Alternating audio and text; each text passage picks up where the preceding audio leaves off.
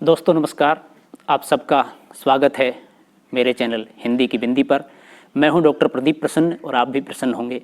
आइए कुछ नई बातें सीखते हैं आज के टॉपिक।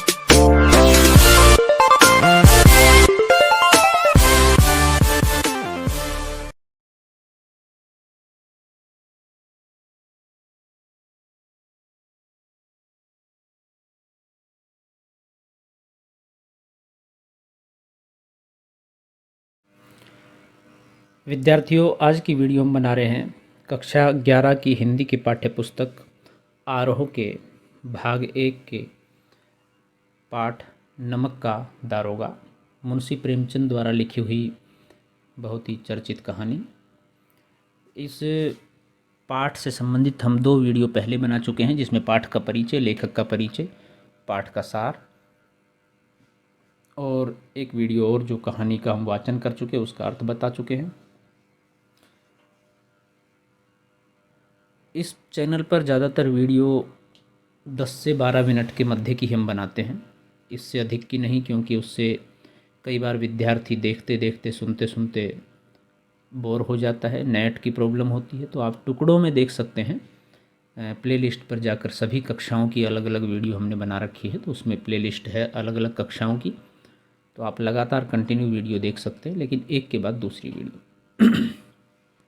तो कहानी का आगे का पार्ट हम इसमें पढ़ रहे हैं।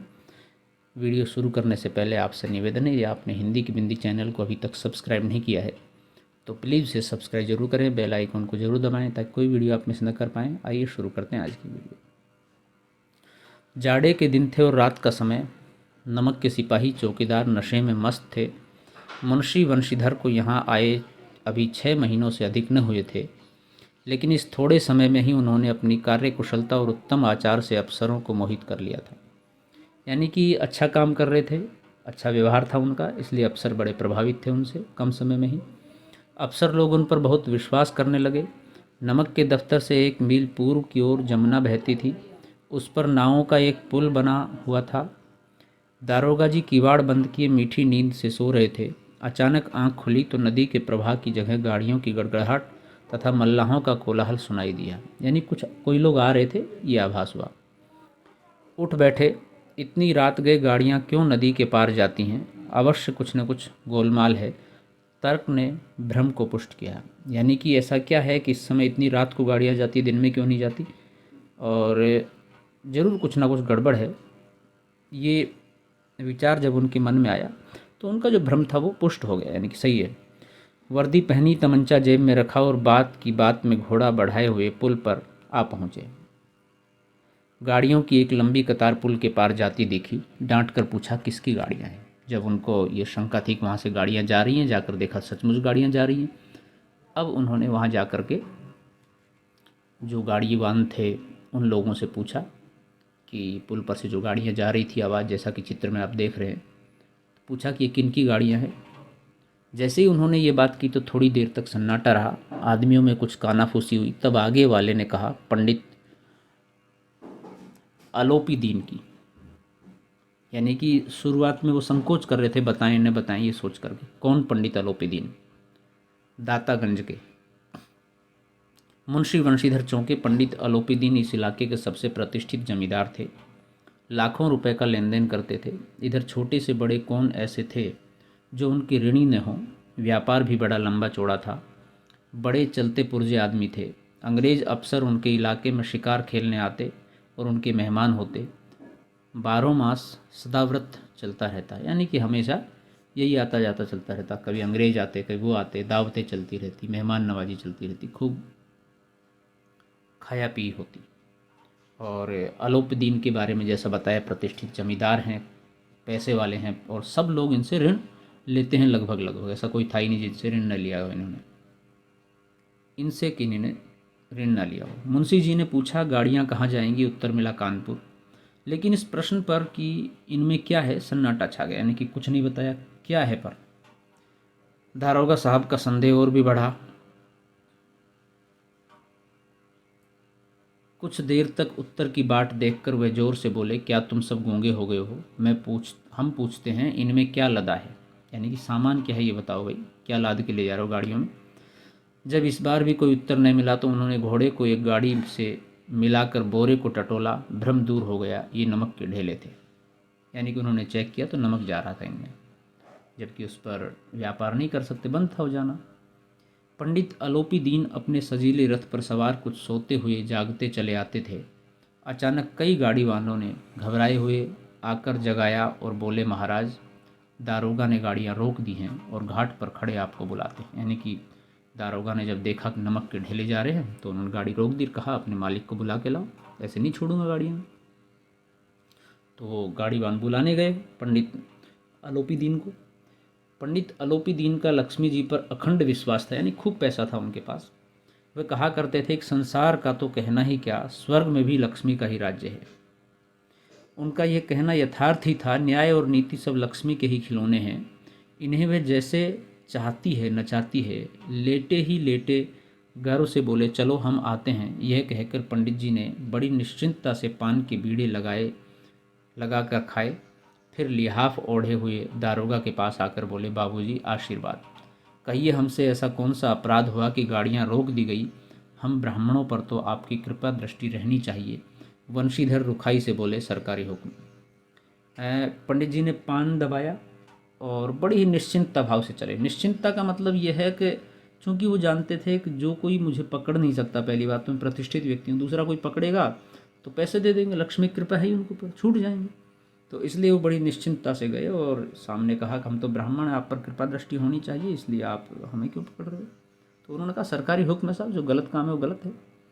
पंडित अलोपी दीन ने हंसकर कहा, हम सरकारी हुक्म को नहीं जानते और न सरकार को, हमारे सरकार तो आप ही हैं। हमारा और आपका तो घर का मामला है, हम कभी आपसे बाहर हो सकते हैं।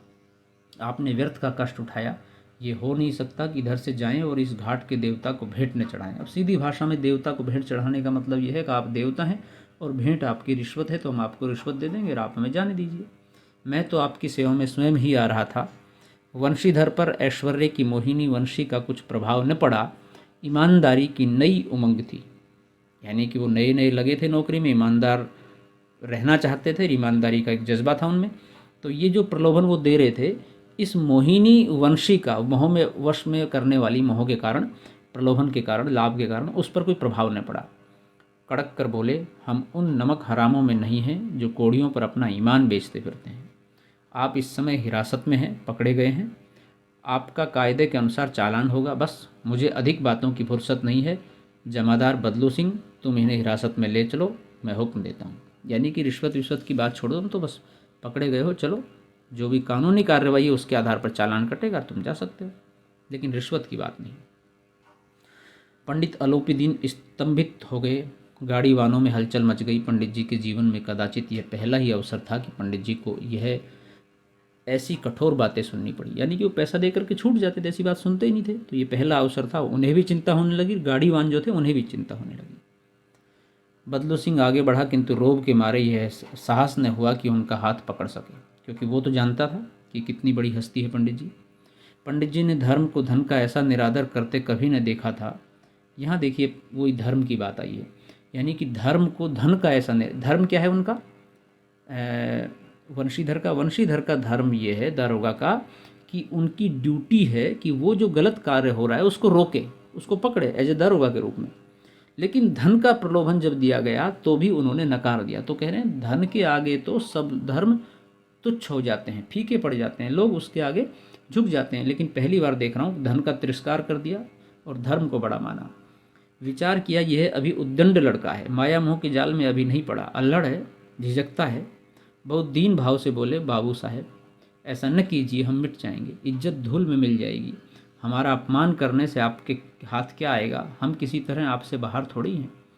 यानी कि होता भी है, जब नई नई नौकरी लगती है और युवा होते हैं तो बहुत सारे लोगों में जुनून होता है कि कुछ अच्छा करना है, भला करना है, ईमानदारी से काम करना है, समाज देश हित के लिए काम करना है। लेकिन जब वो परिस्थितियों में फंसते हैं तो धीरे धीरे उनको भी बेईमान बना दिया जाता है या बन जाते हैं।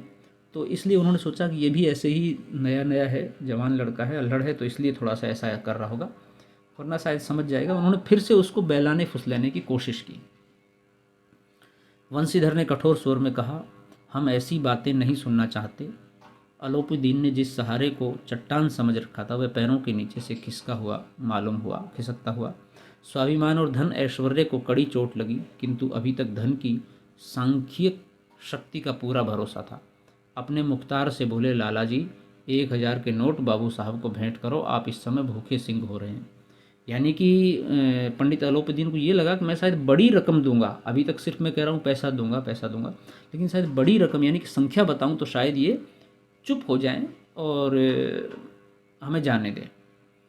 तो जैसे ही उन्होंने 1000 के नोट बाबू की तरफ भेंट चढ़ाने की कोशिश की तो वंशीधर ने गर्म होकर कहा, 1000 नहीं 1,00,000 भी मुझे सच्चे मार्ग से नहीं हटा सकते। यानी कि वो संख्या से और भी बड़ी संख्या उन्होंने बता दी कि इतना नहीं, आप इतना देंगे तब भी मैं अपने सही और सत्य के मार्ग पर डटा रहूँगा, हट नहीं सकता। धर्म की इस बुद्धिहीन दृढ़ता और देव दुर्लभ त्याग पर मन बहुत झुंझलाया। अब दोनों शक्तियों में संग्राम होने लगा। धन ने उछल उछल कर आक्रमण करने शुरू किए। 1 से 5, 5 से 10, 10 से 15 और 15 से 20,000 तक नौबत पहुंची, किंतु धर्म अलौकिक वीरता के साथ इस बहुसंख्यक सेना के सम्मुख अकेला पर्वत की भांति अटल अविचलित खड़ा रहा। यहाँ रूपकात्मक प्रतीकात्मक बात कह रहे हैं लेखक कि जब धर्म और धन के बीच में युद्ध होने लगा एक तरह से, तो उन्होंने धर्म के प्रलोभन में न आकर के वंशीधर ने जब 5, 10, 20, 50,000 तक की नौबत आ गई तो भी उन्होंने कहा कि मुझे कुछ नहीं चाहिए, अपने धर्म पर अलौकिक यानी कि जिसका वर्णन न किया जा सके अलौकिकीय ऐसी वीरता के साथ वो बहुसंख्यक धन की सेना के सामने अकेले वीर अटल एक अविचल पर्वत की तरह समान खड़े रहे। कुल मिला के उन्होंने रिश्वत नहीं ली, बड़े धन के प्रलोभन के कारण भी। अलोपीदीन निराश होकर बोले, अब इससे अधिक मेरा साहस नहीं, आगे आपको अधिकार है, जो करना है वो कर लो। वंशीधर ने अपने जमादार को ललकारा। बदलू सिंह मन में दारोगा को गालियां देता हुआ पंडित अलोपीदीन की ओर बढ़ा। पंडित घबराकर 2-3 कदम आगे चला। तो विद्यार्थियों, आज की वीडियो हम यहीं रोकते हैं, शेष अगले पार्ट में अगली वीडियो के साथ में। वीडियो आपने पूरी देखी उसके लिए धन्यवाद। यदि अच्छी लगी तो लाइक कीजिए, शेयर कीजिए, कमेंट्स कीजिए और चैनल को सब्सक्राइब करना न भूलें। आपके मन में कोई सवाल है, कोई जिज्ञासा है, कोई प्रश्न है तो आप पूछ सकते हैं।